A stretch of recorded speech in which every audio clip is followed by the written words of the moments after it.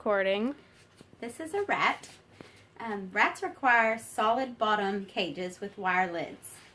They like fresh water and they need to be offered that throughout the day. They need to be fed a rodent chow, which is 20 to 25% protein and 4% fat. They also require small amounts of fruits and vegetables or seeds throughout the day. If they're docile, you can hold them with your bare hands.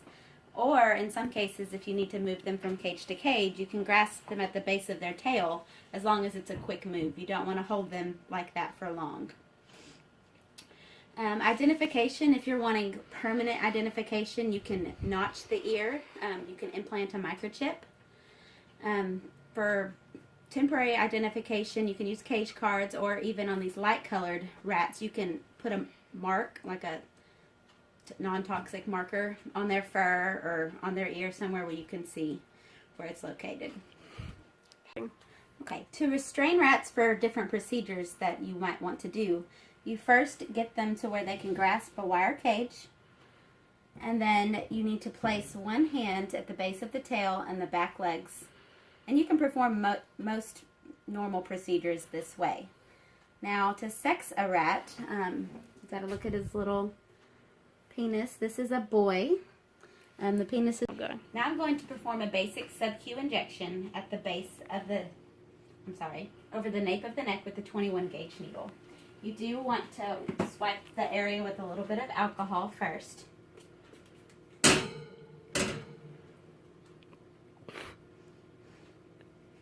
Sorry, little guy. Okay. Just form a tent with his little skin and inject him with a little bit of saline. Okay? Okay. I'm now going to perform an oral dosing of medication with this rat. Now, ideally, you have a ballpoint needle on the end of this tuberculin syringe. We do not have those, so I'm going to show how you would do it with just a TB syringe.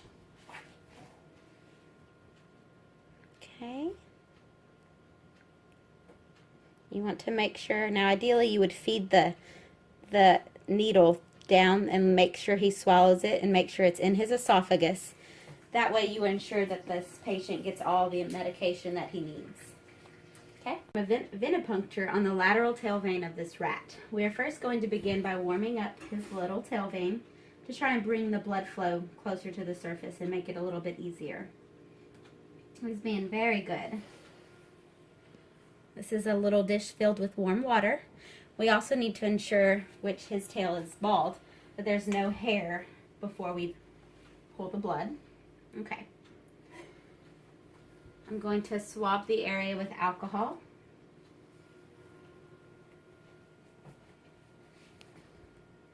And use a TB syringe. And then we need to occlude the vessel.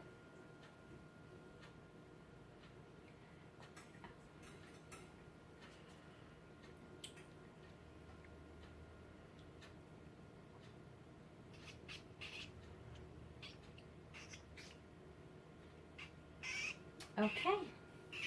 This require the same type of housing as a rat. They need a solid bottom with a wire top, and they like lots of bedding because they like to make nests. They do require fresh water at all times, and make sure that this is hanging on the outside of their cage. A commercial diet is typically sufficient for mice. Typically any type will do. This is a boy rat. You can see by his scrotum here and his penis here. Identification is basically the same as rats. Temporary is by a mark or a cage card, and permanent is a microchip or a notch in the ear. Okay. Right. Mm-hmm. So restraint on a mouse is a little bit different. Basically, if you're going to move from cage to cage real quick, you pick him up at the base of the tail. For any sort of procedure, you need to make sure that the head and the nape of his neck is grabbed, and then restrain his back legs and his tail. I'm going to administer a sub-Q injection at the nape of the neck, in between the shoulder blades, using a tuberculin syringe with a 21 gauge needle. Make a tent and hold for a few seconds. Okay? Now I'm going to do an IP injection in the lower right quadrant of his abdomen. So we need to flip him over. This is his right, okay? You want to pull back, ensure there's no flash of blood or anything, and inject the saline. To perform oral dosing in rats, you would typically have a ballpoint needle that would go down into the esophagus.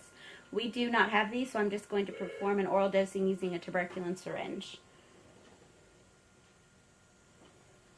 Okay, so this is a rabbit. Rabbits in a lab environment like they are kept in a stainless steel cage. Now, if they are a pet, they can be kept outdoors in a hutch. They love hutches and they love the outdoors. They're easily litter box trained. Outdoor pet rabbits, sorry, they need hutches. I already said that. They can be fed a diet that's high enough in protein and fiber. They are herbivores, and they do love raw vegetables such as carrots, lettuce, and anything like that. They always need to be offered fresh water. When you do restrain them, make sure that you support their back legs so they do not kick off and break their backs. You can also scruff them just like so, and then tuck their little heads down into the crevice of your elbow.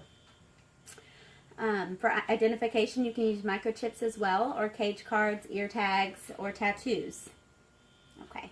To sex this rabbit, you apply pressure to the genital area right here.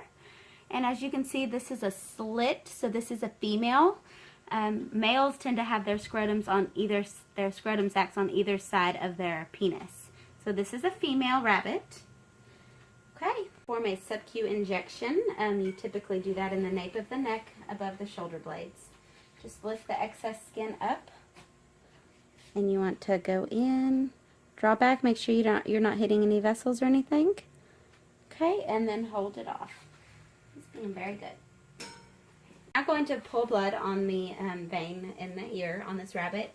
Now, ideally, you would have this area shaved. This is not our rabbit, so I do not have permission to shave the ear. You do clean the area with alcohol, and it is best to warm up the vein prior to puncturing. Okay, use a tuberculin syringe.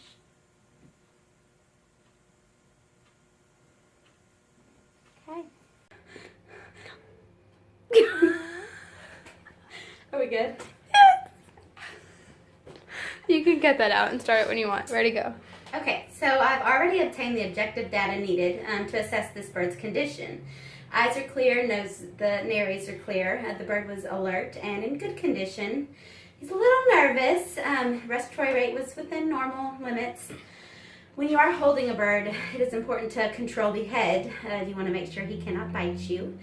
You need to apply some pressure, but not a lot, because their skeletal system is very fragile and you do not want to break any bones. We are now going to perform a nail trim on this little bird. I'm going to hand him over to my assistant, and then I'm going to trim his nails. Also, when you are holding him, make sure and support his little legs with your free finger. Okay, to be performing a nail trim on this bird, I'm only going to do one foot, because my coworker needs to do the other foot. It's very important to be careful not to quick them, although if you do, you can use a nitrate stick to stop the bleeding.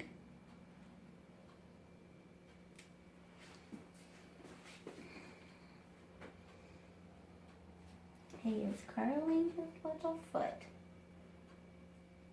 Okay.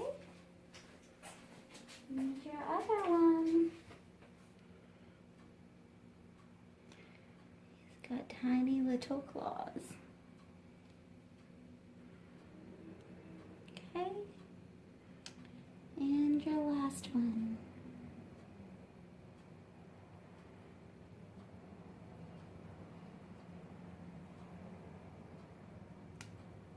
Okay, and we did quick him a little bit, so we're going to stop that bleeding with the silver nitrate stick. Okay.